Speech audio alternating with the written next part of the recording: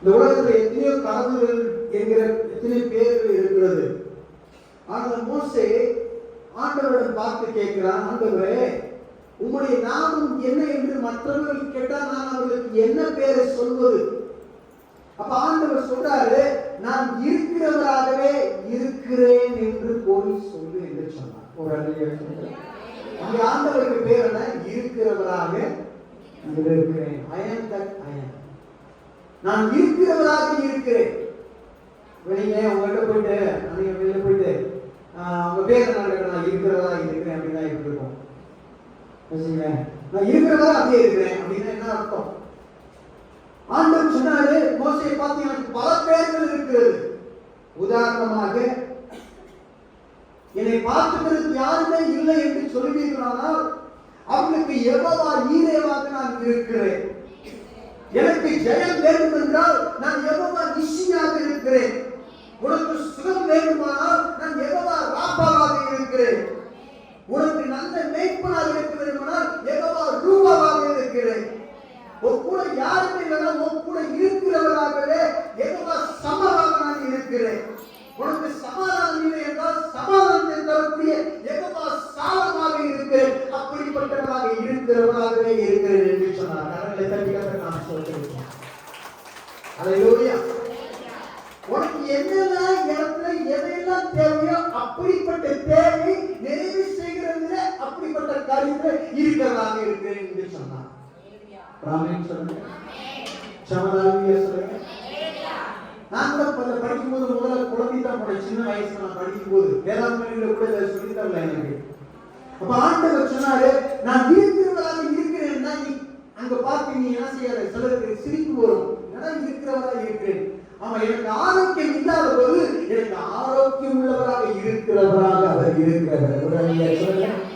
எனக்கு சமாதானம் இல்லாத இருக்கும் போது அவர் எனக்கு சமாதானத்தோடு கூட எங்கே இருக்கக்கூடியவராக அவர் இருக்கிறவர். ஒரு ஆங்கிலேயர் சொல்றார், சமாதானத்தோடு இருக்கக்கூடியவராக இருக்கிறார். எனக்கு சமாதானம் இல்லாத போது நம்ம கடையை போய் கேட்க முடியாது. யாரு சினிமா பார்க்கறதுனால வராது, இல்லை ஏதோ கேள்வியான இடத்துக்கு போறதுனால வராது, இல்லை ஏதோ ஒரு காரியத்தை செய்யறதுனால சமாதானம் வராது. அந்த சமாதானம் தருகிறவராக இருக்கிறவர் என்னை இருக்கும்போது எனக்கு அந்த சமாதானம் கிடைக்கக்கூடியதாக இருக்கிறது. ஒரு ஆங்கிலேயர் சொல்லுங்க. சமாதானியர் சொல்லுங்க. எனக்கு ஆரோக்கியம் இல்லாத இருக்கும்போது, அங்கே நான் மரித்துக் கொண்டிருக்கும் போது, அந்த மரித்துவிட்ட நிலைமையில் இருக்கும் போது என்னை உயிர்ப்பிக்கிறவராக அவர் ஜீவன் தருகிறவராக இருக்கிறவராக இருக்கிறார். ஒரு ஆங்கிலேயர் சொல்லுங்க. சமாதானியர் சொல்லுங்க. மோசே ஆனா கன்ஃபியூஸ் ஆகல, குழப்பமே அடையல. அந்த ஆண்டவர்கிட்ட கேட்கிறான். 13ஆம் வசனத்தை வாசிங்க. அப்பொழுது மோசே தேவனை நோக்கி, நான் இஸ்ரவேல் புத்திரரிடத்தில் போய் உங்கள் பிதாக்களுடைய தேவன் உங்களுக்கு என்னை அனுப்பினார் என்று அவர்களுக்கு நான் போய் சொல்லும் போது அவருடைய நாமம் என்ன என்று அவர்கள் என்னிடத்தில் கேட்டார். அவனுக்கு தெரியல, ஆண்டவர் எந்த பேர் சொல்றது ஆண்டவரே. இவனுக்கு கன்ஃபியூஷன் ஆகல. பல நாமங்கள் இருக்கிறது யெகோவாவுக்கு. அந்த நாட்களிலே பழைய பாட்டுக்காக யெகோவா அப்படிங்கிற பேரை முழுசா சொல்ல மாட்டாங்க. ஏன்னா அவ்வளவு பயபக்திக்குள்ள நாமம். சிலர் அந்த பேரை சொல்லி மறித்து போய் இருக்கிறார்கள். அப்படின்னா அதை சுருக்கமா யாவே அப்படின்ற அந்த மாதிரி யாவே என்று சுருக்கமாக கூப்பிட்டார்கள். அதான் யா அப்படிங்கிற அந்த வார்த்தையில் இருக்கு. அதற்கு தேவன் என்ன சொல்றாரு? கீழே வாசிங்க.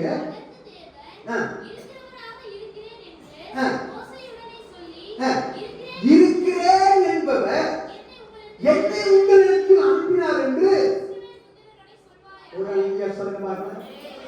ஆண்டவர் உங்க வாழ்க்கையில சமாதானத்தை கொண்டு வந்து இருக்கிறவர், சந்தோஷத்தை கொண்டு வந்து இருக்கிறவர், விடுதலையை கொண்டு வந்து இருக்கிறவர், ஜெயத்தை கொண்டு வந்து இருக்கிறவர், எல்லா காரியத்தையும் மாற்றிக்கொண்டே இருக்கிறவர். சொல்லுங்க. அப்படி என்ன சொல்றாரு? நான் உயிரோடு இருக்கிறேன். நான் இருந்தேன் என்று சொல்லவில்லை, நான் இருப்பேன் என்று சொல்லவில்லை, இப்பொழுதும் ஜீவிக்கிறவராக உன்னருகிலே இருக்கிறேன் என்று சொல்லுகிறவர். ஹல்லேலூயா. எங்கே 2 பேர் 3 பேர் கூடி இருக்கிறீர்களோ அவர்கள் மத்தியில் நான் இருக்கிறவராக இருக்கிறேன் என்று சொன்னார். சமாதானியே சொல்லுங்க. அப்ப கடவுளை போய் நம்ம போட்டோல பிரேம்ல போட முடியாது, ஒரு சிலுவையில போட்டு அடைக்க வைக்க முடியாது. ஒரு சிலையை போட்டு அடக்கி வைக்க முடியாது. அவர் வானம் எனக்கு சிங்காசனம், பூமி எனக்கு பாதபடி என்று சொன்னவர். கைகளால் செய்யப்பட்ட மனிதனுடைய ஆலயத்தில் அவர் தங்குவதை விட மனிதனுடைய இருதயத்திற்குள்ள ஆவியானவர் தங்குகிறேன் என்று சொல்லுகிறார். சொல்லுகிறேன். அப்ப அவர் நமக்குள்ள இருந்தால் நாம் ஜீவிக்கிறவர்களாக இருக்கிறோம். அவர் நமக்குள் இல்லை என்றால் நாம் ஜீவித்தாலும் மரித்த வாழ்க்கை வாழ்கிறவர்களாக இருக்கிறோம். அவர்தான் நமக்குள்ளாக இருந்து நமக்குள்ளாக இருக்கிற உயிர்ப்பிக்கிற காரியங்களை செயல்படுத்துகிறவராக அவர் இருக்கிறார். நம்மால் ஒன்றும் செய்து விட முடியாது. ஒரு ஆமென் சொல்லுங்க. தலைவலி வருது, தேய்க்கலாம், அக்குப்பஞ்சர் பாயிண்ட் பிடிச்சு அழுத்தலாம், எல்லாம் செய்யலாம். ஆனால் அது போகவே அவர் நமக்கு விடுதலை கொடுக்கிறவராக இருக்க வேண்டும். ராபாவாக இறங்கி வர வேண்டும். ஒரு ஆமென் சொல்லுங்க பார்க்கலாம். அவர்தான் பரம வைத்தியராக இருக்கிறார். ஆமென் சொல்லுங்க. அல்லேலூயா. ஒரு இன்ஜினியருக்கு தான் அந்த கட்டடத்துல என்னென்ன ஃபால்ட் இருக்குன்னு தெரியும். நம்மளாம் பார்க்கறதுக்கு அப்படியே மேற்படையா தெரியும், பார்க்கறதுக்கு கட்டடம் அழகா தெரியும். ஆனா அந்த இன்ஜினியர் பார்ப்பாரு, இவ்வளவு மோசமா கட்டியிருக்காங்களே, எந்த முட்டாப்பைய கட்டினா என்று சொல்லுவாங்க. ஒரு ஆமென் சொல்லுங்க. ஆண்டவருக்கு தான் தெரியும் உங்க சரீரத்துல என்ன கோளாறு இருக்கு, உங்க உள்ளத்துல என்ன கோளாறு இருக்கு, உங்க உள்ளத்துல என்ன கோளாறு இருக்கு, உங்க வீட்டுக்குள்ள என்ன கோளாறு இருக்கு, உங்க வாக்குக்குள்ள என்ன கோளாறு இருக்கு. அதை சரி செய்யக்கூடிய வல்லமை அவர் ஒருவருக்கு மாத்திரம் தான் இருக்கிறது. ஒரு ஆமென் சொல்லுங்க. சொல்லுங்க. அந்த வேலையெல்லாம் அவர் கையில விட்டு கொடுக்கணும். எங்க வீட்டுல வண்டி இருக்குது, கார் இருக்குது. அந்த கார்ல ஒரு ஃபால்ட்னா நானா சரி பண்ண முயற்சி பண்ணலாம். சில விஷயத்தை நானா சரி பண்ணலாம், சில விஷயத்தை என்னால செய்ய முடியாது. தெரிஞ்சா என்ன செய்ய முடியாது, சரி பண்ண முடியாது. ஏன்னா என்கிட்ட அந்த டூல்ஸ் இல்ல. அந்த டூல்ஸ் ஒர்க் ஷாப் மேன்ட்ட தான் இருக்கு. அந்த மெக்கானிக் கையில தான் வந்து அதுக்குரிய டூல்ஸ் இருக்குது. அந்த டூல்ஸை வச்சு அவர் ஆபரேட் பண்ணாதான் அந்த பாகத்தில் இருக்கிற பிரச்சனையை எளிதாக சரி செய்ய விட முடியும். ஒரு ஆமென் சொல்லுகிறேன். சொல்லுகிறேன். தேவனுக்கு தான் தெரியும் எனக்குள்ள என்ன பிரச்சனை ஓடிட்டு இருக்கு. அவர் கையில நான் விட்டு கொடுக்கும் போது அவர் என்ன செய்யறாரு, அவர் என்னை உருவாக்கினபடியினால் எனக்குள்ள இருக்கிற பிரச்சனையை எளிதாக மாற்றிவிடக்கூடிய வல்லமையும் திறமையும் பலனும் அவர் ஒருவருக்கே இருக்கிறார். ஒரு ஆமென் சொல்லுங்க. இவன் என்ன பண்ணா, முதல் முறை இஸ்ரவேலை ஜனங்களை வெளியே கொண்டு வரதுக்கு அங்கே முயற்சி எடுக்கிறான். ஒருத்தனை கொலை பண்ணி புதைச்சு போட்டான். இன்னொருத்தனை கிட்ட அவன் பேசும்போதே நேற்று கொலை பண்ண மாதிரி எங்களை இன்னைக்கு கொலை பண்ண வந்திருக்கிறியான்னு சொன்ன உடனே குட்டி கழிச்சு ஓடுறான். வேகமா ஓடுறான். எதேச்சியா நீதியான் தேசத்துக்கு போறான். அங்க போனா அவன் போன இடம் எதேச்சியா போகிற அவருடைய மாமாவுடைய வீடு. அந்த மாமாவுடைய வீட்டுல ஆடு மேய்ச்சிக்கிட்டு இருக்கிறான். அந்த ஆடு மேய்ச்சிக்கிட்டு இருக்கும்போது முதல் 40 வருஷம் அரச வாழ்க்கை வாழ்ந்தான், அரண்மனை வாழ்க்கை வாழ்ந்தான். கை காலம் தங்கம் வெள்ளி எல்லாத்தையும் போட்டுவிட்டு அதிகாரங்களோடு அந்த எகிப்தில் அந்த ராணியுடைய அந்த ராஜாவுடைய குமாரனுடைய மகள் என்று சொல்லி பெருமையோடு கூட அங்க ஆடம்பரமாக இருக்கிறான் 40 வருஷம். இப்போ வனாந்தரத்துல 40 வருஷம் ஆண்டவரை ஆடு மேய்க்கிறவனாக மாத்தினாரு. ஒரு அல்லையா சொல்லுங்க. ஒரு ஜட்ஜை கொண்டு போய் கோர்ட்டு சுட்டு போட்டு தேசியிலே இருக்கிற ஜட்ஜை கொண்டு போய் ஆடு மேய்க்கிற வேலையை விட்டா எப்படி இருக்கும், அப்படித்தான் இவன் இருந்தான். ஒரு பெரிய வீரனை கொண்டு போய் ஆடு மேய்க்க விட்டா எப்படி இருக்கும். ஆண்டவர் ஒரு மனிதனை நடத்துகிற விதம் அவர் ஒருவருக்கே நன்றாக தெரியும். ஒரு அல்லையா சொல்லுங்க. ஏன்னா அவர்தான் மோசே உண்டாக்குனார். எப்ப உண்டாக்குனார்? தாயின் கருவில் உண்டாக்குனார். எப்படி உண்டாக்குனார்? அந்த பார்வோன் எந்த ஆண் குழந்தை பிறந்தாலும் கொல்லப்பட வேண்டும், நைவேத்தியை தூக்கி போடப்பட வேண்டும் என்று அந்த கட்டளை பிறப்பிக்கப்பட்ட அந்த சமயத்துல ஒரு எபிரேய தாய்க்கு ஒரு மகனாக ஆண்டவர் தான் மோசேயை வைத்திருந்தார். அவர் 3 மாதம் அடக்கி வைத்திருந்தார்கள். அதற்கு மேலாக குழந்தையை அழைக்க முடியவில்லை. அவனை கொண்டு போய் ஒரு நாளில் அப்படியே ஒரு பெட்டியை செஞ்சு தார் பூசி அங்கே அந்த நைல் நதியிலே விடுகிறார்கள். அதை பின்தொடர்ந்து போகிறார் அவனுடைய சகோதரி. அங்கே மிரியாம் பின்தொடர்ந்து போகும்போது அந்த ராஜாவுடைய அந்த குமாரத்தை அங்கே வந்து குளிப்பதற்காக தன்னுடைய தாதிகளோடு உதவியாளர்களோடு வருகிறார். அந்த நேரத்தில் அந்த குழந்தையுடைய பெட்டி யாருடைய என்று அவளுக்கு தெரிந்திருந்த போதும் அது எகிப்தியுடைய பிள்ளை இல்லை என்பதை அந்த ராணி அறிந்திருந்த போதும் அது அடிமையினுடைய பிள்ளை என்பதை அறிந்திருந்த போதும் அதை கணக்கென்று எடுத்து வளர்க்கும்படியாக ஆண்டவரே முன்குறிப்பு திட்டம் பண்ணி வைத்து விட்டது. எந்த ராஜா எந்த குழந்தையை கொல்லணும் தண்ணிக்குள்ள போடணும் சொன்னாலும் அதே ராஜாவுடைய அரண்மனையிலே அதே ராஜாவுடைய மகளுக்கு மகனாக ஆண்டவர் வளரும்படியான பாக்கியத்தை கொடுத்தார். எப்படிப்பட்ட அதிகாரங்களை ஆண்டவர் எதிராக மாற்றி விடுவார். கொடுப்பார். ஏனென்றால் இந்த மனிதனை கொண்டுதான் ஆண்டவர் செய்ய வேண்டிய வேலை அநேகமாக இருக்கிறது. உங்களை கொண்டு ஆண்டவர் செய்ய வேண்டிய வேலை அநேகமாக இருக்கும்போது நீங்கள் எதை செஞ்சாலும் எங்க போனாலும் நம்மால் சும்மா இருக்க முடியாது. ஒரு ஆமென் சொல்லுங்க. அல்லேலூயா. இப்போ இவன் வனாந்தரத்துல ஆடு மேய்ச்சிட்டு இருக்கும்போது பார்க்கிற ஒரு செடி எரியுது, ஆனா கருகல. என்னால நான் இந்த முறை பலவழி வந்திருக்கிறேன், ஆனா இந்த நாள் மட்டும் இது எரிந்து கொண்டே இருக்கிறது, இன்னும் எரிந்து கொண்டே இருக்கிறது, அது எரிந்து கருகலையே. கிட்டத்துல போய் பார்க்கிறேன் அப்படின்னு சொல்லி போகிறான். அப்பதான் ஒரு சத்தம் வருது, மோசே நீ நிக்கிற பூமி பரிசுத்த பூமி, உன் காலில் இருக்க சேர்த்து என்ன செய்ய வெளியில போடு. இவனுக்கு இதுக்கு முன்னாடி ஒரு முச்செடி பேசுகிற சத்தத்தை கேட்டதே இல்லை, முச்செடி எரிஞ்சு கருகாம இருந்ததை பார்த்ததே இல்லை. இப்ப அவன் என்ன பண்றான், கிட்டக்கு போகிறான். அப்பதான் ஆண்டவர் சொல்றாரு, மோசே நீ போய் எகிப்தில் இருக்கிற ஜனங்களை வெளியே கொண்டு வர வேண்டும். ஒரு அதிகாரங்களை உட்கார்ந்து இருக்கிறவங்களை பார்த்து ஆண்டவர் சொல்றாரு, டக்கு டக்குன்னு உங்களுக்கு தீர்க்கதரிசனம் வரும், சோமலிக்கு வர எல்லாத்தையும் கொடுத்து நீங்க சோமலி அப்படியே கை வச்சோடனே பேய் ஓடு, பயங்கரமா கூட்டம் கூட்டம் உங்களை எப்படி இருக்கும்? உங்களை அறியாம ஒரு மமதம் வந்துடும், ஒரு பெருமை வந்துடும். அப்படி பார்ப்போம் இப்படி பார்ப்போம், நான் பெரியாதான் அடிச்சு நம்முடைய என்ன செய்வோம், ஒரு கூட்டு சுட மாட்டிக்குவோம். அப்படியே ஆள் பெரிய பக்கத்துல ஒரு அசிஸ்டன்ட் ஒரு 10 பேர், பைபிளை தூக்க கூட ஒருத்தர், பேக் தூக்கிறதுக்கு ஒருத்தர், வண்டி ஓட்டுறதுக்கு ஒருத்தர், இப்படின்னு நம்மளை அறியாமலே நம்ம என்ன செய்ய ஆரம்பிச்சிருவோம், நம்ம ஒரு பெரிய ஆள் நம்ம நினைக்க ஆரம்பிச்சிருவோம். ஒரு ஆள் மோசே ஆண்டவர் கூப்பிடும்போது ஆண்டவர் சொன்னார், 6 லட்சம் புருஷர்கள் ராஜாக்கிட்ட எகிப்தினுடைய அந்த பழைய காலத்துல வலிமையான ஒரு ரதம் உலகத்துல இல்லவே இல்லை. அவ்வளவு வலிமையான மனுஷன்களுக்கு வெளியே கொண்டு வரதுக்கு நான் உன்னை அழைக்கிறேன்னு சொன்னோடனே அப்படி ஆண்டவர் தேங்க் யூ லார்ட் ஜீசஸ், ஆண்டவருக்கு நன்றி என்று சொல்லி அவன் சந்தோஷப்படல. கொஞ்சம் ஆண்டவரே நான் அதுக்கு லாய்க்கான ஆள் கிடையாது, என்னை விட வேற ஒருத்தர் இருக்கா, எவனாவது போய் பாரு ஆண்டவரே, நான் அந்த ஆயுதம் வச்சுட்டு இங்கே நான் செத்து போறேன், நான் வாழ்ந்ததே அரண்மனை தான், திருப்பி போய் அங்க போய் அவன் முகத்துல முடிச்சுன்னா என் கழுத்து அறுத்து போட்டுருவான், நான் போக விரும்பல, எனக்கு நாக்கு வராது, பேச முடியாது, திக்கு வாயி மந்த நாவு, யாரையாவது அனுப்ப மாட்டவர், நான் வரல ஆண்டவரே சொல்லுறேன். ஒரு சொல்லுறேன், சமதானிய சொல்லுறேன். தேவ ஊழியத்துக்கு உண்மையாய் வரக்கூடியவங்க ஆரம்பத்தில் வரவே மாட்டாங்க. என்னையெல்லாம் கூப்பிடும்போது நான் சபை ஊழியமே எனக்கு கிடையாதுதான் ஆரம்பத்தில் நான் நினைச்சிட்டு இருந்தேன். எல்லா சபை போகிற மத்தியில் போய் ஊழியம் நல்லா செய்வேன், ஆனா எனக்கு இந்த சபையை நடத்தக்கூடிய எந்த ஒரு தைரியம் எனக்கு இல்லவே இல்லை. ஒரு ஆள் சொல்லுங்க, சமதானிய சொல்லுங்க. ஆனா இப்போ இந்த காலகட்டத்தில் அநேக சபைகள் உருவாக்கணுன்ற விருப்பத்தை அவரே நமக்குள்ளாக போடக்கூடியவராக இருக்கிறார். ஒரு ஆள் சொல்லுங்க, சமதானிய சொல்லுங்க. எத்தனை பேர் இந்த ஊர்ல சபை ஆரம்பிக்கணும்னு நினைச்சு அவங்களால ஆரம்பிக்க முடியாதபடி பின்வாங்கி ஓடிக்கொண்டிருக்கும் போது நான் இங்கே இல்லாட்டி கூட என்னை சபைகளை உருவாக்குவதிலே ஆண்டவர் பயன்படுத்துகிறார். காரணம் அந்த அழைப்பு உங்க மேல ஆண்டவர் வச்சுட்டாங்கன்னா யாராலும் மாற்ற முடியாது, நீங்களே நினைச்சாலும் மாற்ற முடியாது. ஒரு அடியை சொல்லுங்க, சொன்னதானிய சொல்லுங்க. நீங்களே எங்க இருந்தாலும் சரி ஆண்டவங்களை அடிச்சு கொண்டு வந்துருவார். இந்த மோசே அப்படித்தான். முதல் 40 வருஷம் ஆரம்பன, 2வது 40 வருஷம் வனாந்தரம், 3வது 40 வருஷம் ஜனங்களை கொண்டு வந்து வனாந்தரத்துக்கு, சீனாய் வனாந்தரத்துக்கு நேரம் வழிநடத்தி போறான்.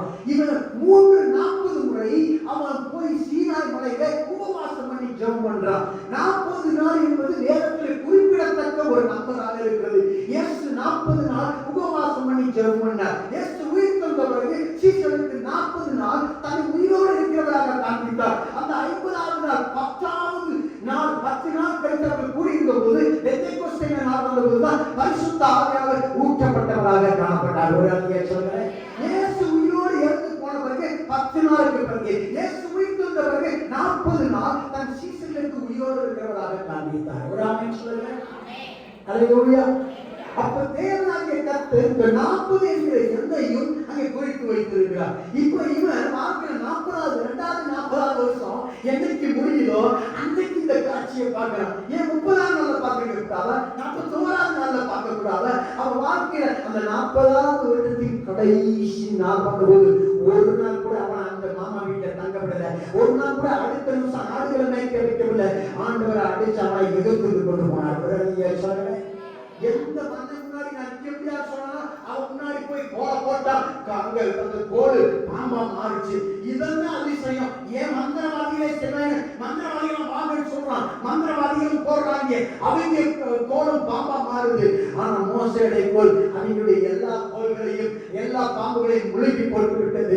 இப்போ மோசே அவன் அந்த வாழை பிடிக்கிறான், அவன் கோல் மட்டும் இருக்கு. மந்திரவாதிகளால மந்திரம் தான் செய்ய முடிஞ்சிச்சு, அந்த மந்திரத்திலிருந்து அவங்களுக்கு விடுதலை கொடுக்க முடியவில்லை. ஒரு ஆளுங்க சொல்லுங்க, இவங்க கையில் இருந்த கோலை எல்லாம் ஒழுங்கி போட்டு விட்டது. பலகம் 9க்கும் அதிகமான அங்கே பாதைகளை அவன் அடைய வேண்டியதாயிற்று. கடைசியாக தலைச்சன் பிள்ளைகளை அவன் அடிக்கும் போது அந்த பார்வன் மன்னன் விட்டு விடுகிறான். ஏன்னா ஆண்டவர் கையப்படுத்துகிறார். நல்லா கவனிக்கணும், ஆண்டவர் தான் ஒரு வாசலை திறக்கிறவர், ஒரு ஆண்டவர் தான் ஒரு வாசலை மூடுகிறவராக இருக்கிறார். ஒரு ஆமென் சொல்லுங்க. அப்ப அவர் இருக்கிறவராக இருக்கிறார். என் வாழ்க்கையில் எப்படிப்பட்டவராக இருக்கிறார்? இன்றைக்கு எனக்கு விடுதலை கொடுக்கிறவராக இருக்கிறார். எனக்கு நிம்மதி இல்லைன்னா ஆண்டவர் எனக்கு நிம்மதியை கொடுக்கிறவராக இருக்க போகிறார். ஒரு ஆமென் சொல்லுங்க. எனக்கு இன்னைக்கு ஆரோக்கியம் இல்லைன்னா ஐயோ எனக்கு சோகமையே நான் சொல்ல மாட்டேன், எனக்கு என் ஆண்டவர் யெகோவா ராபாவாக இருக்க போகிறார். அதற்கு தான் எனக்கு உடம்புக்கு முடியாமல் போயிருக்கிறது. ஆண்டவர் யெகோவா ராபாவே எனக்குள்ளாக வாருங்கள் என்று சொல்லும்போது ஆண்டவர் நமக்கு யெகோவா ராபாவாக இருக்கிறவராக இருக்கிறார். ஒரு ஆமென் சொல்லுங்க. ஒரு பிரச்சனை மத்தியில ஆண்டவரே எனக்கு பிரச்சனை வந்துச்சு நீங்க பார்க்காதீங்க, எனக்கு என் ஆண்டவர் யெகோவா நிசியாக என்னை வரப்போகிறார். யெகோவா நிசியாக தேவனே எனக்கு ஜெயத்தின் தேவனாக இருக்கிறவராய் வரப்போவதற்கு நன்றி என்று சொல்லும்போது ஆண்டவருக்கு நீ செய்கிறவராக இருப்பார். ஒரு அங்கேயே சொல்லுங்க. கணவனெல்லாம் வெளியே கொண்டு வந்துட்டான். இப்ப பின்னாடி பார்வோன் விரட்டிட்டு வர்றான், முன்னாடி கடல் செங்கடல். எவ்வளா ஏண்டா அங்க சுடுகாடுகளா இங்க வந்து கொண்டு வந்து எல்லாரும் அங்கே மோசையை பார்த்து என்ன செய்யறாங்க, கோபிக்கிறாங்க. மோசையை கழுத்தை பிடிக்கிற அளவுக்கு பிரச்சனை பண்றாங்க. அவங்க மட்ட சட்டமான மனுஷங்க எப்படி இருப்பாங்க? நம்மளோட நான்சா சண்டை போட்டாலே அவனை பார்த்து கொட்டையெல்லாம் நடுக்க ஆரம்பிச்சிடும். ஆனா பலசாலிகள் அவனை கொள்றது மாதிரி வர்றாங்க.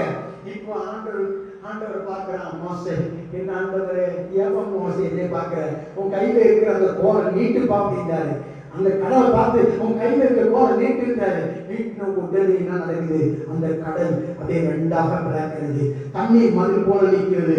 அங்கு காய்ந்த உலர்ந்த தலையாக மாறுது.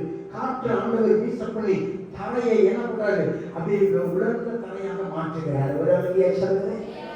ஒரு பக்தர் இப்படி சொல்லுகிறாரு, ஏன் ஆண்டவர் அவங்களை சாய்வுக்குள்ள நடக்கப்படலன்னா, அவங்க ஏற்கனவே அந்த செங்கல் அழைக்கும் போது பார்வன்ட்ட சகதியில வேலை பார்த்ததுனால அவங்க ஆண்டவர் காற்று பாதையில் நடக்கும் போது கூட அந்த சகதியில நடந்துட்டா பழைய கஷ்டத்தை அவங்க நினைச்சுவாங்களோன்றதுக்காக ஆண்டவர் உலர்ந்த தலையை கொடுத்து உன்னை வெட்டாந்தரையில் நடக்க வைப்பேன், சகதியில விட மாட்டேன் என்று ஆண்டவர் உணர்ந்ததுக்கு தான் ஆண்டவர் செய்தார் என்று சொல்லுகிறார். ஒரு அழகிய சொல்லுங்க, சமதானியா சொல்லுங்க. உங்க வாழ்க்கையில பிரச்சனை வந்துச்சுன்னா ஐயோ பிரச்சனை வந்துச்சுன்னு சொல்லக்கூடாது. என் ஆண்டவர் இருக்கிறதாக இருக்கிறேன் என்று சொல்லுவார். எனக்கு இப்படிப்பட்ட காரியத்துக்காக எனக்கு நிம்மதியே இல்லையே, நிம்மதி நல்லா இருந்தேன், வந்து கெடுத்துட்டு போயிட்டாலே சொல்லி அடுத்தவங்களை சூழ்நிலைகளை பார்க்காதீங்க, அதை கொடுத்தவங்களை பார்க்காதீங்க. என் ஆண்டவர் சமாதானத்தின் தேவனாக வரப்போகிறார். யெகோவா சாலமாய் வரப்போகிறார். யெகோவா சாலமாய் இருக்க போகிறார் என்பதை உணர்த்துவதற்கு இந்த காரியம் நடந்து சொல்லி நீங்கள் உணர வேண்டும். ஒரு அழகிய சொல்லுங்க. அதுக்கு உதாரணத்தை நான் சொல்லக்கூடும். இயேசு கிறிஸ்து பெத்தானியாவுக்கு அருகிலே ஒரு ஊர்ல இருக்கும்போது அங்க பெத்தானியாவிலே லாசர் என்று மரித்து போய்விட்டார்.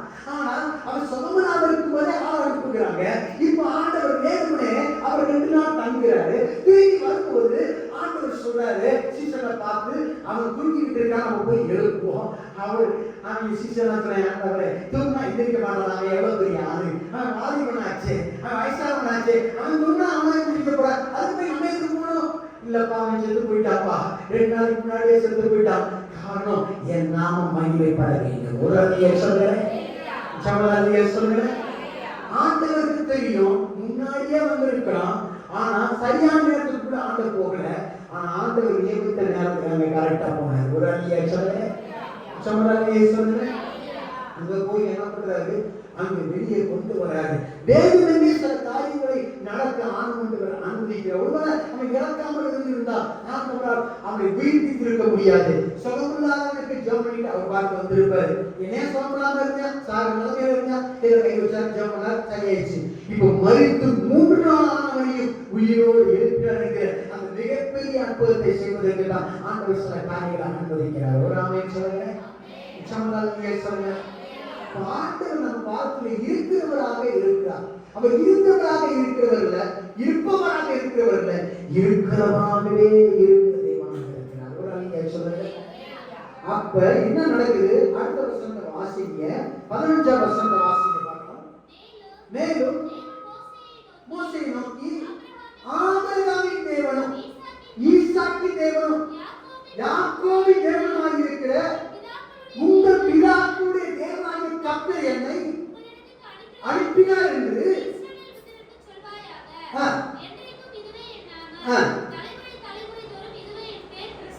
ஒரு அழியா சொல்லுங்க பார்க்கலாம். இந்த ஆண்டவர் தெளிவா சொன்னாரு, ஆபிரகாம் என்னைத்தான் ஆராதிச்சா, ஈசாக்கு என்னைத்தான் ஆராதிச்சா, இந்த யாக்கோபை என்னைத்தான் ஆராதிச்சா, அந்த தேவன் தான் உங்க முற்பிதாக்களின் தேவன். உங்க முற்பிதா இவங்க 3 பேர் தான். அதனால அந்த தேவன் தான் என்னை அனுப்பினார் என்று போய் சொல்லு. ஒரு அழியா சொல்லுங்க. சமராலியா சொல்லுங்க. இந்த மோசே ஆபிரகாம அவன் பார்த்திருப்பானான்னு தெரியல, ஈசாக்கை அவன் பார்த்திருப்பானான்னு தெரியல, யாக்கோபை பத்தி கேள்விப்பட்டிருக்கலாம். ஏன்னா யாக்கோபின் புத்திரர்கள் தான் எழுத்துக்குள்ளாக அவங்க யோசேப்பின் மூலமாக உள்ள போறாங்க. ஆனா ஆபிரகாமை பத்தி கேள்விப்பட்டிருக்கலாம். ஆனால் இந்த மோசேக்கு இந்த ஆபிரகாமுக்கு தேவனுக்கு எந்த கனெக்ஷன் இல்ல. ஏன் கனெக்ஷன் இல்லைன்னா, இவன் வாழ்ந்தது எங்க? உள்ள அரண்மனையில. எகிப்துடைய தெய்வங்களை அவன் பார்த்திருப்பான், எகிப்துடைய படிப்பத்தை அவன் படிச்சான், எகிப்துடைய போர்க்காயத்தை அவன் கற்றறிந்திருந்தான், எகிப்தின் அரண்மனை காரியத்தை தான் அறிந்திருந்தான். எகிப்துல பார்த்துட்டு இருக்கும்போது இஸ்ரவேல் அடிமைகளையும் எகிப்தியை பிரித்து பார்க்கக்கூடிய காரியத்தை தான் அவன் செஞ்சுட்டு இருந்தான். ஒரு நாள் வந்துச்சு, நீ எகிப்தின் அல்லப்பா, நீ இஸ்ரவேலன் தான் என்கிற அந்த காரியம் தெரிய வந்த போது இவன் என்ன நடக்குது? அவனுக்குள்ளாக ஒரு மாற்றம். ஐயோ, எந்த ஜனங்கள் அடிமையை நம்ம நினைச்சோமோ அதுதான் நம்ம சொந்த தாய் ஜனம். அப்ப இந்த ராஜாத்திலிருந்து என் ஜனங்கள் எப்படி விடுவிப்பேன் என்கிற வைராக்கியம் அவனுக்குள்ளாக இருந்துச்சு. அந்த வைராக்கியம் அவனுக்கு போதுமானதாக இல்ல. அந்த வைராக்கியத்தை விட வைராக்கியத்தின் தேவன் அவனுக்கு அவசியமானவராக இருந்தார். ஒரு சொல்லுங்க. இவன் எகிப்திலேயே இருந்தா அந்த தேவனுக்கும் அவனுக்கும் ஒரு உருவாகம் இருக்காது. அதனால ஆண்டவர் அவனை வனாந்தரத்துக்கு கொண்டு போனார், தனிமையான ஒரு இடத்துக்கு கொண்டு போனார், எல்லா சாங்களையும் பிரித்து கொண்டு போனார். இப்ப ஆண்டவர் அவனோடு நேரடியாக உறவாடுகிறார். நல்லா கவனிக்கணும். சில நேரம் ஆண்டவர் வாழ்க்கை இருக்கிறதா இருக்கிறது தடை என்ன தெரியுமா? நீங்க இன்னும் எழுத்துக்குள்ளே இருக்கிறீங்க, சொந்த பந்தத்துக்குள்ளே இருக்கிறீங்க, ஜாதி ஜனத்துக்குள்ளே இருக்கிறீங்க. ஆண்டவர் சொல்றாரு, அதெல்லாம் விட்டுட்டு நீயும் ஆண்டவருமாக தனிமையா எப்படி இருக்கிறீங்களோ அப்பதான் நான் உனக்கு என்னை வெளிப்படுத்துவேன் என்கிற தேவனாக இருக்கிறார். ஒரு ஆமென் சொல்லுங்க. அல்லேலூயா. பிதாவினுடைய இயேசுவானவர் ஒவ்வொரு ராத்திரியும் அவர் தனித்து ஜெபித்துக் கொண்டிருக்கிறவராக இருந்தார். வனாந்தரத்திலே போய் ஜெபித்திருந்தார். அங்க வியாதிகளை துரத்தினாரு. அங்க 5000 பேருக்கு போஷித்த பிறகு ஆண்டவர் சொன்னார், நாம் வாங்கள் தனித்தன் நாம் தங்கிருக்க போவோம் வாருங்கள் என்று ஆண்டவர் சொல்லியிருக்கார் சீசனை பார்த்து. அப்ப ஆண்டவர் பிதாவை நேரம் செலவிடுகிறார். சிலுவைக்கு போறதுக்கு முன்னாடி ஒளிவ மலையில போய் அவர் என்ன சொன்னார்? அப்படியே ரத்தம் வேர்வையாக வருவதை பிதாவை நோக்கி ஜெபம் பண்ணார். ஆண்டவரே, இந்த பாத்திரம் என்னை விட்டு நீங்க கூடுமானால் நீங்க சொன்னாங்க, இயேசுவே நீங்க கொடுக்கிற கப்ப நாங்களே குடிக்க முடியும், நீங்க பண்ற பானத்தை நாங்களும் பண்ண முடியும். நீங்க தெருல முட்டா பேர்களே இனி சிறுவரை அறைய போறாங்க, நீங்க துண்டக்கான துணியக்கான ஓட போறீங்க. ஆனா ஒரு நாள் வரும், நீங்க என்னை நேரம் அழைச்சாலும் சிறுவையில அரைஞ்சாலும் எங்களை தலையில அறைய சொல்லக்கூடிய காலம் வரும். அது எப்ப தெரியுமா? அவருடைய பேரன் உணப்புலாக இருக்கும்போது, அவர் உணப்புலாக இருக்கும்போது அந்த பேரன் வரும் என்று சொல்றேன். ஒரு ஆள் சொல்லுங்க. அப்ப நீங்களும் நானுமான சொந்த பலத்தினால எதையுமே செய்துவிட முடியாது. ஆர்வங்கள் இருக்கலாம், தாளங்கள் இருக்கலாம், எல்லா காரியங்களும் இருக்கலாம். அதை செய்வதற்கு ஆண்டவருடைய அனுக்கிரகம் நமக்கு அவசியமானதாக இருக்கிறது. ஒரு ஆமென் சொல்லுங்க. எத்தனையோ பேர் பாதுகாப்பாக ரோட்ல போறாங்க, பாதுகாப்பாக அறிவாக இருக்கிறாங்க. திடீர்னு பார்த்தீங்கன்னா மறித்து போக விடுகிறாங்க. திடீரென்று பார்த்தால் ஆக்சிடென்ட் நடக்கிறது. ஒரு ஆமென் சொல்லுங்க. சமாதானம் சொல்லுங்க. நேற்று தினத்துல ஒரு போதர் மீட்டிங்ல பிரசங்கம் முடித்துட்டு நானும் மாலை என்னுடைய சகோதரி எல்லாரும் ஒரு ஹோட்டலுக்கு போனோம். அந்த ஹோட்டலுக்கு அந்த கார் பார்க்கிங்ல அந்த ஓனருடைய பேரை போட்டு அவர் மறித்து போனார் என்று அங்கே போடப்பட்டது. நல்ல சமப்பான மனிதர், நல்ல எங்கா இருக்கிறார். அவர் பார்த்தா ஒரு 26 வயசு இருக்கும். மிகப்பெரிய திண்டுக்கல்ல மிக ஃபேமஸான ஒரு ஹோட்டல் அது பார்த்தீங்கன்னா அதுல போட்டு இருக்கிறாங்க. அப்பதான் நான் நினைச்சேன், இவ்வளவு பணம், இவ்வளவு பொருள் எல்லாம் இருந்தும், இவ்வளவு திறமை பேசுவது இருந்தும் அதை அனுபவிக்க அவருக்கு கொடுத்து வைக்கவில்லை. ஒரு ஆமென் சொல்லுங்க. அப்ப ஆண்டவர் ஆரோக்கியத்தை கொடுத்திருக்கிறாரு, ஆசீர்வாதத்தை கொடுத்திருக்கிறாரு. அவரை நாம் கரங்களை தட்டி நாம் கர்த்தரை ஸ்தோத்திரிக்க வேண்டாமா? அவரை இன்றைக்காக ஆராதிக்க வேண்டாமா? ஆண்டவரை உங்களுக்கு எனக்கு ஆராதனை கொடுத்து அதற்காக உங்களுக்கு நன்றி என்று சொல்ல வேண்டாமா? ராமேஸ்வரன் சொல்லுங்க. 80 வயசுல தேவனுடைய அழைப்பை பெற்றான். 80 வயசுல யாராவது இருக்கீங்க? யோசித்து பாருங்க. 80 வயசுல எல்லாரும் என்ன செய்வாங்க? பேரம்பத்தியை கொஞ்சிக்கிட்டு வீட்டுல உட்காந்துட்டு முடிச்சு எப்படா காடு வாவான்னு கூப்பிடுதோ வீடு போன்னு சொல்லுதுன்னு உட்கார்ந்து இருக்கிற அந்த நேரத்துல ஆண்டவர் அவனுக்கு அழைப்பை கொடுக்கிறாரு. உனக்கு இப்பதாப்பா என்னுடைய ஜாப் அப்பாயின்மெண்ட், என்னுடைய வேலை இப்பதான் நீ செய்யறதுக்கு நீ இப்பதான் ஆயத்தமாக இருக்கிற, அதனால get ready, go to Egypt அப்படின்னு சொன்னாரு. எகிப்துக்கு நீ போன்னு சொல்றாரு. இவன் எப்படி போறான்? அவன் ஒரு ஆளா போனது இப்ப ஒரு நாளும் அதிகமாக போகிறான். ஒரு ஆள் சொல்ற அந்த தடியோடு அவன் போனாலும் அந்த தடிதான் அவனை கடைசி வரை வழி நடத்தி கொண்டு சொன்னார். ஒரு ஆள் சொல்ற அவன் வாக்குல எத்தனை கோடிகளை சேர்த்தான்னு சொல்லல, எவ்வளவு மக்களை என்ன செய்யறான்னு சொல்லல, பங்காளிட்டான்னு சொல்லல. ஆனா அவன் தடியோட போனான். கடைசியில சனங்கள் எல்லாம் வெளியே கொண்டு வந்த பிறகு கானானுக்குள்ள நீ போக மாட்டேப்பா அப்படின்னு சொன்னார் ஆண்டவர். ஏன்னா நீ ரொம்ப கோவப்படுற, நீ கோவப்பட்டு திட்டிடுற, கோவப்பட்டு அடிச்சிருவ, தொட வேண்டியதை அடிச்சிருவ. அதனால அந்த கோபத்தினால நீ கானானுக்குள்ள போக வேணாம், நீ போறதுக்கு லாய்க்கு கிடையாது. நீ என்ன 10 கட்டினையும் உடச்சு போட்டுட்ட. அதனால மக்கள் செஞ்ச தப்புக்கு நீ கோபப்பட்டாலும் நீ போக முடியாது, ஆனா பார்த்துக்கலாம் அப்படின்னு சொல்லிட்டு ஆண்டவரே அவன் மலைக்கு கொண்டு போறாரு. மலையில யாருமே இல்லாத போது வேதவசனம் சொல்லி தேவதூதர்கள் அவனை அடக்க பண்ணினார்களாம். ஒரு ஆள் சொல்லலாம். ஒரு சில வேதவர்கள் சொல்லுகிறார்கள் இல்லை அவன் மறிக்கவில்லை. ஏனென்றால் இயேசு மறுரூபமாக இருக்கும்போது எலியாவும் மோசேயும் வந்து பேசினார்கள். ஆனால் கடைசியில உலகத்தின் அந்த அழிவுக்கு முன்பதாக வெளிப்படுத்தின விசேஷத்துல 2 சாட்சிகள் அங்கே அற்புதங்களை அடையாளங்களை செய்வார்கள். மக்கள் அவர்களை கொண்டு போவார்கள். ஆனாலும் அவர்கள் 3 நாள் கழித்து உயிரோடு எழுந்திருப்பதை உலகத்தில் இருக்கிற எல்லாரும் இருக்கிற இடத்திலே பார்ப்பார்கள் என்று செல்போனை கொடுத்து அந்த வேத வசனங்களை சொல்லியிருக்கிறார். ஒரு ஆள் சொல்லுங்க. நீங்க நம்ம கையில செல்போன் இருக்கு, எங்க இருந்தாலும் பேராண்டி கிட்ட பார்த்துக்கிட்டே பேசலாம், பேத்திக்கிட்ட பார்த்துக்கிட்டே பேசலாம், யாருக்கிட்ட எங்க இருக்கிறான்னு நீ வீடியோ கால வாங்கி சொல்லி இருக்கிற இடத்த துல்லியமா பார்த்துக்கிட்டே பேசக்கூடிய அளவுக்கு இந்த வேத வசனம் அன்றைக்கே அங்கே வீட்டு தரிசனம் உரைத்ததாக இருக்கிறது. ஒரு சொல்லுங்களேன்.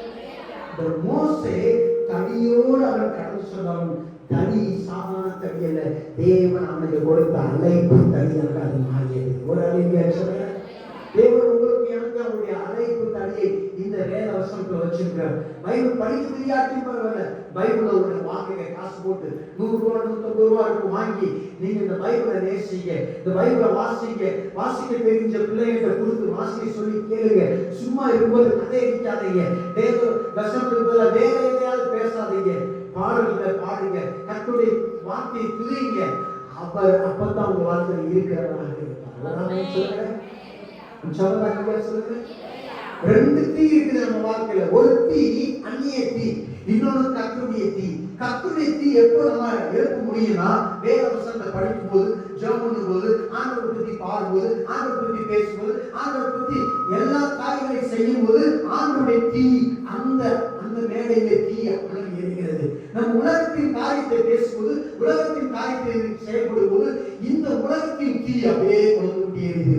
ஆண்டவருடைய தீ அவர்கள் அப்படியே அணைந்து போய்விடுகிறது. அதனால தேவனுடைய கர்த்தருடைய ஆவியானவரை நம்ம என்ன செய்யக்கூடாது, அங்கே துக்கப்படுத்தக்கூடாது. quench என்று ஆங்கிலத்தில் சொல்லப்படுகிறது. do not quench the Holy Spirit என்று சொல்லப்படுகிறது. பரிசுத்த ஆவியை அங்கே அணைத்து விடாதீர்கள், அணைச்சு விடாதீங்க. பரிசுத்த ஆவியானவர் அனலாக இருக்கிறார், அவரை அணைச்சு விடாதீங்க. அவரை அணைச்சிட்டீங்கன்னா நீங்க ஜெபம் போது தேவ பிரசன்னத்தை உணர முடியாது, பாட்டு பாடும்போது அவருடைய வல்லமை உணர முடியாது.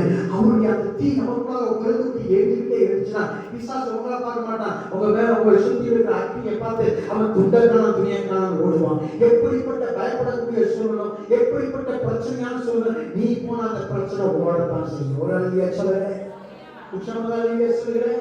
எவ்வளவு பேர் கொரோனாவுக்கு பயந்துட்டாங்க, எதுவுமே பயப்பட மாட்டேன். எந்த கொரோனா வந்தா என் ஆண்டவர் எப்ப நியமிச்சிருக்காரோ அப்ப நான் இருக்க மாட்டேன். அதனால நான் சாதாரண வந்தேன். கொரோனா ஆஸ்பத்திரியிலே வெளியே இதே வாடிப்பட்டுல என் அக்கா விட்டுட்டு வெளியே அந்த இதுல கொரோனா டிபார்ட்மெண்ட்டுக்கு வெளியே படுத்து கிடந்தேன். எனக்கு கொரோனா வரவே இல்லை. ஒரு சமுதாய சொல்கிறேன். எத்தனை பேர் என்னதையோ போட்டுட்டு இருந்தான் கொரோனான்னு சொல்லிட்டு ஆளே இல்லை. ஆனா தேவனாகிய கர்த்தர் உங்களுக்கு நியமித்த நேரத்தை விட்டுட்டு நீங்களே நினைச்சாலும் இறக்க முடியாதவர்களாக ஒரு அடியாய் சொல்ல. ஏன்னா அவர் இருக்கிறவராக இருக்கிறார்.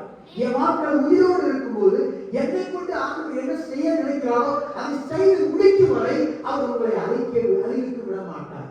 நீங்க சொல்லுவோம் ஐயோ செத்துருவோம், இந்த வியாதிக்கு அந்த மாத்திரம் இந்த மாத்திரம், ஐயோ டாக்டர் அப்படி சொல்றாங்க, நம்ம வியாதியா இருக்கணும், இப்படி இருக்கு அப்படி இருக்கு. என்னன்னா நீங்க 10 பேரை பார்க்கும்போது நெகட்டிவான மக்களை எதிர்மறையான மக்களை பார்க்கும்போது உங்களுக்கு 10% தான் பயம் இருக்கும். இப்ப 90% வந்துடும். ஐயோ என்று சொல்லி ஏனென்றால் அவன் பிசாசு பயத்தை கொடுக்கிறவனாக இருக்கிறான். ஒரு அழியா சொல்லுங்க. உங்க பயம் தான் அவனுக்கு மூலதனம். தேவன் அதனால சொன்ன நான் ஒரு பயமுள்ள ஆவியை கொடுக்கவில்லை, பலமும் அன்பும் தெளிந்த புத்தி உள்ள ஆவியை நான் கொடுக்கிறேன்னு சொல்றாரு. வல்லமை கொடுக்கிறேன்னு சொல்லல, தெளிந்த புத்தி உள்ள ஆவியை அவர் நமக்கு கொடுக்கிறார். ஒரு ஆவின்னு சொல்றேன். அப்ப நமக்கு பயமுள்ள ஆவி இல்ல, தெளிந்த புத்தி உள்ள ஆவி. பக்கத்துல பார்த்து சொல்றேன், நமக்கு பயமுள்ள ஆவி அல்ல, தெளிந்த புத்தி உள்ள ஆவி. ஒரு ஆவியா சொல்றேன். என்ன தெளிவு? என் வாக்கு நான் சாக மாட்டேன், நான் வியாதியிலே இருக்க மாட்டேன், நான் கர்ப்பத்திலே இருக்க மாட்டேன். என்னை ஆண்டவர் எப்படி வைக்க நினைக்கிறாரோ அதுக்குள்ளாக நான் போய் சேர்வேன். ஒரு அடியா சொல்ல சமதானியா சொல்லுறேன். மோசே பயந்தான். பைசத்துக்கு முன்னாடி அங்க போனா இப்ப பார்வனை கொண்டு போட்டு விடுவான். இப்ப ஆண்டுடைய தரிசனத்தை பெற்ற பிறகு அவனுக்கு நம்பிக்கை வந்துருச்சு. அந்த ஜனங்களை வெளியே கொண்டு வராம ஆண்டவர் அவங்களையும் அழிக்க மாட்டாரு, என்னையும் அழிக்க மாட்டாரு, அழிவுக்கு விட மாட்டார். ஒரு ஆமென் சொல்லுங்க. சமதானியா சொல்லுங்க. அதுதான் தேவன் என்னோடு இருக்கிறார் தைரியம். தேவன் என்கிட்ட இருக்கிறார், இங்கே பயப்படணும். ஒருவேளை இருப்பாரோ இல்லாமல் இருப்பாரோ அந்த சந்தேகம் வந்தாதான் நீங்க நானும் பயப்படுவோம். இங்க போட்ல சீசர்கள் எல்லாம் 12 பேர் உட்கார்ந்து இருக்கும் போது எல்லாம் பயந்துட்டு இருந்தாங்க. கடல்ல இயேசு நடக்கிறத பார்த்து ஐயோ ஆவேசம், ஐயோ பேய் பூதம் என்று சொன்னாங்க. ஆனா ஒரே ஒருத்தர் மட்டும் பயப்படாம சொன்னான், ஆண்டவரே நீரே ஆனால் நான் தண்ணீர் மேல் நடந்து வர எனக்கு கட்டளை போடுங்க ஆண்டவரே என்று சொன்னார். ஒரு அழியா சொல்லுங்க. சமதானியா சொல்லுங்க. எல்லாரும் பயந்துட்டு இருந்தாங்க. அந்த பயம் இவருக்கு இருந்துச்சு. விசுவாசம்னா அவிசுவாசம், அதாவது விசுவாசம் மட்டும் கிடையாது. அவிசுவாசம் ஒரு பக்கம், விசுவாசம் ஒரு பக்கம் போராடிட்டு இருக்கும்போது நம்ம விசுவாசத்தின் பக்கம் செயல்படுறோம் பாருங்க, அதுதான் விசுவாசம். ஒரு அழியா சொல்லுங்க. இப்ப தைரியம் பலத்தின் ஆவி ஆண்டவர் வச்சிருக்கிற நமக்கு இங்கே பயத்தின் ஆவி. அப்ப நம்ம பயத்தின் ஆவி பக்கம் செயல்பட போறோமா, தைரியத்தின் ஆவி பக்கம் செயல்பட போறோமா, எதுக்கு நம்ம விட்டு கொடுக்கிறோமோ அதுதான் நம்மை ஆளுகை செய்யக்கூடியதாக இருக்குது. ஒரு ஆளுகை சொல்லுங்க. இன்னும் 11 பேர் நடுங்கிட்டு உட்கார்ந்து இருக்கிறான். ஆனா ஒரே ஒருத்தர் மட்டும் இருக்கிறது எதிரிக்கிறான். எல்லாம் பார்த்தா என்ன எதிரிக்கிற உட்காரா அப்படின்னு சொல்லிட்டு. ஆனா இவன் அவங்க பேசலாம் கேட்கல. இவங்கெல்லாம் பூமம் பேய்ன்னு சொல்லிட்டு இருக்கும்போது இவன் ஒண்ணு சொன்னான், இது பூத சக்தி சாத்தியம் கிடையாது. இந்த சத்தத்தை நான் ஏற்கனவே இங்கே கேட்டிருக்கிறேன். இந்த அலைகளை நான் கேட்டிருக்கிறேன் சின்ன பிள்ளையிலிருந்து. அலைகளுக்கு நடுவாக ஒரு சத்தம் கேட்கிறது. அந்த சத்தம் அங்கே காணா ஒரு கல்யாணத்துல தண்ணீரை கச்சாலிய நிரப்புகளை என்று சொன்னவருடைய சத்தம். ஓ அங்கே இருக்கக்கூடிய அந்த யபீர் மகளை எழுந்து என்று சொன்னபோது சொன்ன அந்த சத்தம். 12 வருட உயிர்போக்கு உள்ள அந்த பெண் என்னை தொட்டது யார் என்று சொல்லு. அங்கே ஆண்டவர் திரும்பி கேட்கிறாரே, அந்த பெண்ணை பார்த்து கேட்டவருடைய சத்தத்துக்கு ஒத்ததாக இருக்கிறது. லாசருவே வெளியே வா என்று சொன்னவருடைய சத்தத்துக்கு ஒத்ததாக இருக்கிறது என்று சொல்லி அவன் ஆண்டவரே என்று அவரை அடையாளப்படுத்தினான். எல்லாரும் பூதம் என்று பயந்து கத்தினபோது இல்லை இல்லை இது பூதத்தின் சத்தம் அல்ல, இது ஆண்டவர் தான் என்று அத்தனை சத்தத்தின் மத்தியில் அதை புரிந்து கொண்ட ஒரு மனிதனாக மாறினான். ஆண்டவருடைய சத்தத்தை நீங்க கேட்கிறவர்களாக மாற ஆரம்பிச்சீங்கன்னா போதும், எந்த சத்தமும் உங்களுக்கு பெருசாவே தெரியாது. ஒரு ஆமென் சொல்லுங்க. எவ்வளவு அலையா இருந்தாலும் பரவாயில்ல.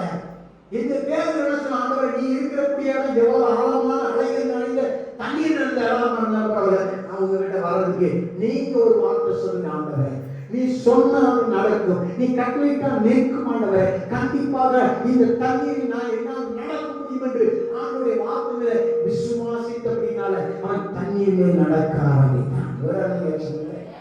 11 பேரும் அவன் பார்க்கிறத நடக்கிறத பார்த்து கூட நடக்கவில்லை. அவன் நடக்குங்கிறத பார்த்து ஆண்டவரே நாங்களும் தண்ணீர் நடக்கலாமான்னு சொல்லி கேட்க கூட இல்லை. அப்படியே ஜெபம் பண்ணிட்டு பார்த்து படிச்சுட்டு போய்கிட்டே இருந்தாங்க. ஆண்டவருடைய அற்புதத்தை காண முடியவில்லை. ஒரு ஆமென் சொல்லுங்க. ஆண்டவர் என் வாழ்க்கையில் இருக்கிறாங்க எப்படி நான் டெஸ்ட் பண்ண முடியும்? எனக்கு ஒரு பிரச்சனை வந்துச்சுன்னா நானா அதை சால்வ் பண்றேன்னா அல்ல ஆண்டவர் சால்வ் பண்றதுக்கு ஆண்டவருக்கு நான் விட்டு கொடுக்குறேன்னா என்பதில் தான் இருக்கிறது. ஆமென் சொல்லுங்க. அல்லேலூயா. ஒண்ணுல நீங்க ஒரு ட்ரைனிங் முடிக்கிறீங்க. அந்த ட்ரைனிங் முடிச்சோடனே கவர்மெண்ட் வேலை வேணும். அந்த கவர்மெண்ட் வேலையை வாங்குறதுக்கு பாத்தீங்கன்னா ஒரு அரசு அதிகாரி வந்து சொல்றாரு, என்கிட்ட 10 லட்சம் ரூபாய்க்கு உனக்கு வேலையை தரேன். ஆனா ஆண்டவர் சொல்றாரு, எந்த ரூபாய் கொடுக்காத நான் உனக்கு வேலையை தரேன். ஆமென் சொல்லுங்க. நம்ம மனசு எங்கதான் போகும்? நம்ம மனசு எதான் செய்யறதுனாலும் சொல்ல 10 லட்சம் ரூபாய் கொடுத்துட்டு அந்த மனுஷன் நல்லவங்க சொன்னா செய்யாம அப்படி நம்பி நம்பி எத்தனை பேர் நம்பி நம்பி ஏமாந்துருக்கீங்க. சொல்லுங்க. ஆண்டவர் சில மனுஷனை நம்புவதை பார்த்து மனுஷன் நம்பாத உங்களை நம்புறேன், அவனை உங்களை விட அதிகமாக நம்புறேன். உங்களை தாண்டவனை முற்று நம்புறேன், ஆனா செயல்ல உங்களை ஓர கட்டிட்டு அவனை முழுசா நம்புறேன். சொல்றேன். மோசே அப்படி கிடையாது. சொல்லிட்டாரு, அவர் இருக்கிறேன்னு சொல்லிட்டாரு. ஒவ்வொரு நிமிஷமும் பிரச்சனை வந்ததெல்லாம் ஆண்டவர் நோக்கி பார்த்தான். இந்த ஜனங்கள்லாம் கோவிச்சுட்டாங்க. இப்போ பார்வன் வந்து சொல்லும் போது பார்வன் சொல்றான், முதல்ல இவங்களுக்கு வைக்கல குட்டையில வைக்கல கூட கொடுக்காது. மோசை வந்து வெளியே கொண்டு வந்ததுனால இவன் தண்டனை கூட்டு அப்படின்னு சொல்றான். மக்கள்லாம் எந்த ஜனங்களுக்காக கேட்டான், அந்த ஜனங்களும் மக்கிய ஆரம்பிச்சிட்டான். ஏடா ஏன்டா வந்த, நல்லா நல்லா இருந்தோம், நீ வந்து எங்களுக்கு உதவி செய்ய பார்த்தா உபத்திரியம் செஞ்சுட்டியடா, நீ வந்ததுக்கு வராமே இருக்கலாம். ஒவ்வொரு நிமிடமும் ஒரு தண்ணியில கம்ப்ளைண்ட், ஒரு கையில கம்ப்ளைண்ட். அவங்க நல்லா கையாவ சாப்பிட்டு வந்து ஒண்ணுமே இல்லை. எய்துல குமட்டி காய்லாம் கிடைக்கும், பாவக்காய்லாம் கிடைக்கும், காய்க்காண்டி அங்க போராடுற போராடிங்க சொல்லுங்க. பார்த்தாரு, மோசே நீ வெளியே வா, ஆபிரகாம கூட உன் சந்ததியை விட்டு நான் பெரிய மாட்டேன், இவங்க கூட ஆட்சி போட்டுறேன். நம்மளா இருந்தா அப்படியே ஆண்டவரே நான் பார்க்கிறேன், வேடிக்கை பார்க்கிறேன். எவன மாதிரி ஒரு சிந்த செடிக்கு பக்கத்துல படுத்துக்கிட்டு என்ன பண்ணுவோம், அவனுடைய செடி படுத்து பார்த்துட்டு நல்லா வேடிக்கை பார்ப்பான். எப்படா இவன் அழிஞ்சான், எப்படா கெட்டது நடக்கும் நம்ம பார்த்து கட்டி நீங்களாம் முடியல, நீங்களா ரொம்ப தங்கமான ஒரு ஆமென் சொல்லுங்க. உச்சமதான் சொல்லுங்க. நல்லா இருந்தான் ஒரு அழிஞர் சொல்லுங்க. அல்லேலூயா. மோசே அப்படி சொல்லல. அவன் சொன்ன, ஆண்டவரே இந்த ஜனங்களை நீங்க அறிஞ்சிருக்கீங்களா, ஏன் பேர் உங்க ஜீவ புஸ்தகத்தை என்ன செஞ்சிருக்க, கிரிக்கிற நரகத்துக்கு அனுப்பிடுங்க. விதிகளையா எல்லாம் எங்க கொடுப்பாங்க பாருங்க. ஒரு தியாகமான ஒரு ஜெபத்தை அவன் பண்றான், பல்லமையான ஜெபத்தை பண்றான். மோசே கோபப்பட்டான் இல்லைன்னு சொல்லல, ஆனா மிகப்பெரிய தியாகமான மனுஷன், பக்தி வைராக்கியமான மனுஷன். அதனாலதான் ஆண்டவர் அவனை என்ன பண்ணாரு, நீ வார நீரான மந்தனாவா இருந்தாலும் பரவாயில்ல, திக்குனாவா இருந்தாலும் பரவாயில்ல, நீ ஏதாச்சும் உன்னை அரசனா இருந்து நான் ஆடு மேய்க்க சொல்ல கூட மேய்க்கிறேன், உன்னை விட கிளப்பை எனக்கு கிடைக்க மாட்டேன், நீ தான் அதுக்கு கரெக்டான ஆளு. ஒரு ஆளு சொல்லுங்க. சொல்லுங்க. நம்மளை விட கேம்பி ஆள இந்த ஊர்ல இருக்கானா இல்ல, ஆண்டவர் அதனாலதான் நம்மளை பிடிச்சிருக்காரு. ஒரு அன்னைக்கு சொல்லுங்க. சொல்லுங்க. எத்தனை பேர் ஒருத்தர் நம்மளை ஏமாத்துறேன் தெரிஞ்சுக்கிட்டே போய் அவனை நம்பி நம்பி ஏமாந்துருக்கோம். யோசித்து பாருங்க. இப்ப நம்ம கேம்பே இருந்தாங்க. ஒரு அன்னைக்கு சொல்லுகிறேன். உச்சமதானிய சொல்லுகிறேன். இவன் போற முதல் ஒரு அற்புதத்தை செய்யலாம் பார்வன் முன்னாடி செஞ்ச உடனே மோசே கூப்பிடுறான். மோசே இந்த பிரச்சனைலாம் அனுப்பு, உன்னை கூட்டு போ அப்படின்னு சொல்றான். திருப்பி வந்து ஆண்டவர் சொல்றாரு, மோசே அனுப்ப மாட்டேன், நீ வேணா பாரு அப்படிங்கிற. ஆண்டவர் ஏன் ஆண்டவர் அப்படின்னு கேட்டா, நான் தான் அவன் மனசை கல்லாக்கி வச்சிருக்கேன் மோசேன்னு சொல்றாரு. சொல்லுங்க. ஏன்டவரை வேலை இல்லாம நான் ஆடு மேய்ச்சிட்டு இருந்தவனை கொண்டு வந்து அவனை வெளியே கொண்டு வர சொல்லி அனுப்பிட்டு கடைசியில அவன்கிட்ட துன்பத்தை கொடுத்துட்டு எடுத்துட்டு அவன் அனுப்ப மாட்டான். நீங்களே என்ன ஆண்டவரை விளையாட்டு காட்டுறீங்களான்னு ஒரு வார்த்தை கூட கேட்கல. எனக்கு மாதிரி அப்படியே தலையாடிக்கிட்டே திருப்பி திருப்பி போறான். திருப்பி பிரச்சனை வருது, திருப்பி போறான், திருப்பி வர்றான், திருப்பி போறான், போராடுறான். இப்ப ஆண்டவர் சொல்றாரு, மோசே நீ சங்கடப்படாத, நான் உன்னை அடைய வைக்கிறேன்னு நினைக்காத, நான் அவனை அடைய வைக்கிறேன்னு சொன்னாங்க. ஒரு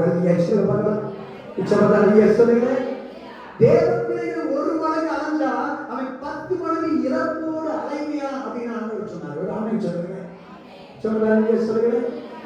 அந்த எகிப்தின் மன்னனுக்கு என் பிள்ளைகளை அடிமைப்படுத்தின அவனுக்கு அவனுடைய தேவன் யார் என்றதை புரிய வைக்கணும்னா நீ கொஞ்சம் அழைப்பா அப்படின்னா. ஒரு அங்கே சொல்லுங்க. ஆனா நமக்கு தெரியும், என்னவர் இப்படி எல்லாம் விளையாட்டு காட்டுறீங்க, நல்லாதானே இருந்தேன், நல்லாதானே பார்க்க ஓடிட்டு இருந்துச்சு, திடீர்னு ஒரு பக்கத்துல எல்லாரும் பார்க்க சிரிக்கிற மாதிரி இருக்குது. நல்லவரே இல்லப்பா, நான் விளையாட்டு காமிச்சுட்டு இருக்கேன். ஒரு அங்கே சொல்லுங்க. ஆரம்பம் அற்பமா இருக்கலாம், ஆனா உன் முடிவு எப்படி இருக்க போதுமா, சம்பூர்ணமா இருக்க போகிறது. ஒரு அங்கே சொல்லுங்க. சத்துரு உனக்கு வெட்டிய குழியை நான் உயர்வுக்கான குழியாக வைத்திருக்கிறேன். ஒரு அங்கே சொல்லுங்க. எந்த இடத்துல நீ அவமானப்பட்டு அங்க உன் பேரை பெருமை கொடுத்தா நீ இப்பொழுது இப்படித்தான் இருக்கிறேன். ஒரு அமைப்பு சொல்லுங்க. ஏன்னா நான் இருக்கிறவராக இருக்கிறேன். அவன் மோசைக்கு ஆண்டவர் அர்த்தம் சொன்னாரு, உனக்கு வியாதியா இருந்தா நான் விடுதலை கொடுக்கிறவராக இருக்கிறேன், நீ துன்பத்தில் இருந்தா உன்னை விடுதலை கொடுக்கிறவராக இருக்கிறேன், நீ சமாதானம் இல்லாதவராக இருந்தா நான் சமாதானத்தை கொடுக்கிறவராக இருக்கிறேன், நீ அங்க எந்த வித நிம்மதி இல்லாத இருந்தா உனக்கு சமாதானத்தை கொடுக்கிற யெகோவா சாலமாக இருக்கிறேன். ஒரு ஆமென் சொல்லுங்க. சொல்லுங்க. இந்த நாள்ல இருந்து உங்களுடைய சிந்தனை மாறணும்.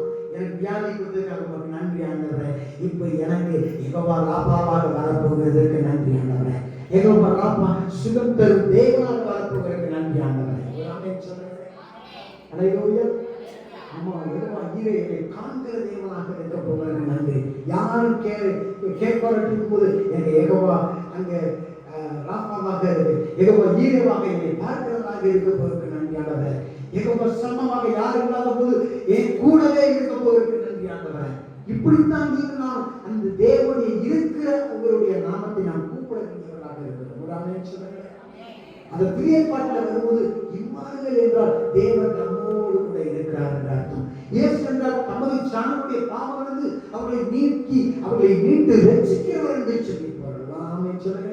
ஏசாயா அவர் சமாதானக்காரர், அவர் சமாதானக்காரர், அவர் அழகானவர், வல்லமையானவர், நித்தியமானவர், நித்திய பிதா, சமாதான பிரபு என்றெல்லாம் சொல்லப்பட்டிருக்கிறது. ஒரு ஆமென் சொல்லுங்க. அப்போ உங்க வாழ்க்கையில் அவர் இருக்கிறவராக இருக்கிறார். ஒரு ஆமென் சொல்லுங்க. அல்லேலூயா. ஒன்றும் ஒரு போட்டாலாம் காணும், பழம்லாம் காணும், சிலையெல்லாம் காணும்னா நீங்க நினைச்ச கூடாது பேபி தான் எங்க ஆண்டவர் சொல்லக்கூடாது, இந்த பூ தான் ஆண்டவர், இந்த சிறுவு தான் ஆண்டவர் சொல்லக்கூடாது. என் ஆண்டவர் எனக்குள்ளாகவே இருக்கிறவராக இருக்கிறார். ஒரு ஆமென் சொல்லுங்க.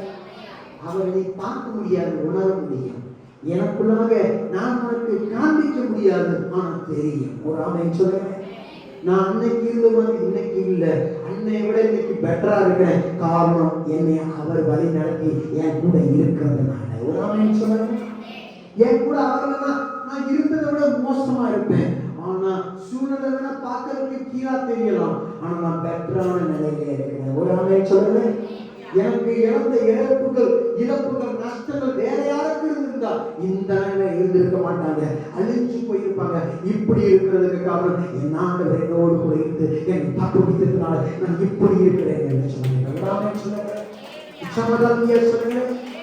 மோசே அவன் வாழ்க்கையில மிகப்பெரிய விடுதலையை 6 லட்சம் புருஷர்கள், 6 லட்சம் ஒரு ஆளை கூட விட்டு விடாம எல்லாரும் கம்ப்ளீட்டா விடுதலை பண்ணான். ஒரு சின்ன குழந்தை மட்டும் இல்ல, மிருகஜீவனை கூட விட்டு வைக்கல, அங்க இருந்து பொருளை கூட விட்டு வைக்கல, எல்லாத்தையும் எடுத்துட்டு வெளியே கொண்டு வருவதற்கு ஆண்டவர் அவனுக்கு உதவி செய்தார். காரணம் அவனோடு ஆண்டவர் இருந்தபடியினார். ஒரு ஆமென் சொல்லுங்க. அப்ப ஆண்டவர் இருக்கும்போதுதான் நமக்கு முழுமையான விடுதலை, முழுமையான சமாதானம், முழுமையான சந்தோஷம். ஆண்டவர் இல்லைன்னா அங்க நம்மளா போராடிக்கிட்டு இருப்போம். அப்படி என்னடா செய்வது, எதுனா செய்வது, திக்குமுக்கு ஆடிக்கிட்டு இருப்போம். அங்க பிரச்சனையே ஒண்ணுமே இருக்காது, பிரச்சனை பல வழியில போறோம். ஒரு ஆமென் சொல்லுங்க. ஆண்டவர் உங்க வாழ்க்கையில எதுவுமே நினைக்க மாட்டீங்க, டக்குன்னு நீங்க போற வழியில எல்லா காரியமும் அதுவும் ஆட்டோமேட்டிக்கா நடக்கும். நீங்க நினைச்சு கூட பார்க்கபடி இந்த வேலை நம்ம இப்படி செய்ய நினைக்கவே இல்லையே, இந்த வேலை டக்குன்னு முடிஞ்சிருச்சு என்று சொல்லி ஆண்டவர் அந்த காரியங்களை முடிக்கிறவராக உங்க வாழ்க்கையில இருந்து கையை செய்வார். ஒரு ஆமென் சொல்லுங்க. அல்லேலூயா.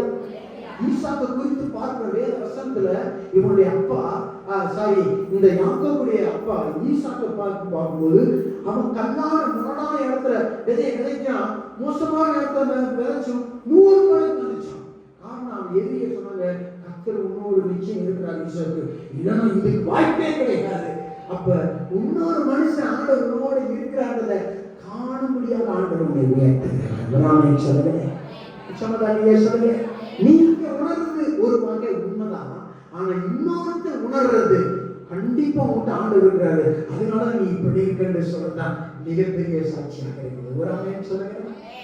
மோசே பாருங்க, வெளியில வரும்போது ஆரோனை ஆண்டவர் உள்ள போகும்போதே கொடுத்துட்டாரு. ஆரோன் அவனுக்கு உதவி செய்கிறான். ஆனா நீங்க ஆரோன் தேவனால் அழைக்கப்பட்டவன் தான், ஆனா மோசேயை போன்ற அழைப்பை பெற்றவன் கிடையாது. ஒரு ஆமென் சொல்லுங்க. நீங்க உங்களை போல வேற யாரும் அழைக்கப்பட்டவர்கள் கிடையாது, வேற ஒருத்தரை போல நீங்களும் அழைக்கப்பட்டவர்கள் கிடையாது. ஒரு ஆமென் சொல்லுங்க. அல்லேலூயா. மோசே அங்க மலையை போய் 10 கல்லை வாங்க போயிட்டாரு. இங்க கீழே 40 நாள் ஆச்சு. மக்கள்லாம் சொல்றாங்க, மோசையை மிருகம் அடிச்சு போட்டிருக்கோம், மோசை செத்து போயிருப்பான், இப்ப நம்மளை வெளியில கொண்டு போறது ஒரு தெய்வத்தை, ஒரு கடவுளை செய், ஒரு கடவுளை செஞ்சு கொடு, தொந்தரப்படுத்துறாங்க. ஆனாலும் பாக்குறான், என்னடா பண்றது, எகிப்துல கண்ணுக்குட்டியை வச்சு கும்பிட்டாங்க, அதே கண்ணுக்குட்டி நம்ம செஞ்சு கொடுத்தோம்னு அவங்க காலில் இருக்கிற நகையெல்லாம் கொடுத்துருந்தாங்க. எல்லாம் கொடுத்தவொடனே ஒரு பெரிய அடைச்சுக்குள்ள போட்டு என்ன பண்ணாங்க, அதை கூழாக்கி எப்படியோ ஒரு பொற்கண்ணுக்குட்டியை செஞ்சு இதுதான் கடவுள்னு சொல்லிட்டாங்க. அவ்வளவு சொல்லுங்க. மோசை எந்த ஜென்மத்திலையும் அவன் அப்படி செஞ்சிருக்க மாட்டான். ஏன்னா அவன் தரிசனத்தை பார்த்தவனாக இருந்தான், அவனுடைய சத்தத்தை கேட்டவனாக இருந்தான். இரண்டாவது இன்னொருத்தர் மனிதன் மூலமாக, மோசை மூலமாக இந்த ஆரோன் கேட்டதுனால்தான் அவனால் என்ன செய்ய முடியல, ஆணுடைய சத்தத்தை நேரடியாக கேட்கிற மனிதன் எளிதாக பாவம் செய்து விட முடியாது. இன்னொரு மூலமாக கேட்கும்போது அது இன்னொருத்தர் சொல்வதை எளிதாக கேட்பதற்கு நம்முடைய செய்யை நாம் இழக்கக்கூடியவர்களாக மாறி விடுவோம். இந்த மோசை ஒருபோதும் அப்படி செய்யவில்லை. அதே போல மோசை கிட்ட இருந்து கேட்டாங்கல்ல, அங்க யோசுவா காலே அவங்க 2 பேரும் கானானுக்குள்ளாக போறாங்க. ஆனா அந்த ஆரோன் போகவே இல்லை இந்த பாவத்தை செஞ்சபடியினால. அதனால நீங்களும் நான் தேவ சத்தத்தை நேரடியாக கேட்கக்கூடிய மக்களாக நாம் மாற வேண்டும். ஒரு ஆமென் சொல்லுங்க. அல்லேலூயா. தேவன் இதை செய்ய சொல்லுவாரா, தேவன் இப்படி பேச சொல்லுவாரா, தேவன் இதை இப்படி நினைக்க சொல்லுவாரா என்று நாம் தேவனிட நேரடியாக கேட்கிற ஒரு மோசையாக இருக்கும்போதுதான் மோசையை கொண்டு பயன்படுத்தின அதே ஆண்டவர் உங்களை கொண்டு என்னை கொண்டு பயன்படுத்துகிறதே உண்மையுள்ளவராக இருக்கிறார். ஒரு ஆமென் சொல்லுங்க. ஆண்டவர் இயேசு சொன்னார், நான் மரித்தேன் ஆனாலும் சதா காலங்களிலும் உயிரோடு இருக்கிறவராக இருக்கிறேன். ஒரு ஆமென் சொல்லுங்க. இயேசு சொன்னார், உலகத்தின் கடைசி பரியந்தம் நான் உன்னோடு கூட இருப்பேன் என்று சொன்னார். ஒரு ஆமென் சொல்லுங்க. ஆனா பிதாவாகிய தேவன் நான் உன்னோடு கூட இருக்கிறேன். எல்லாரும் இருக்கிற இடத்துல ஆண்டவரே மோசையை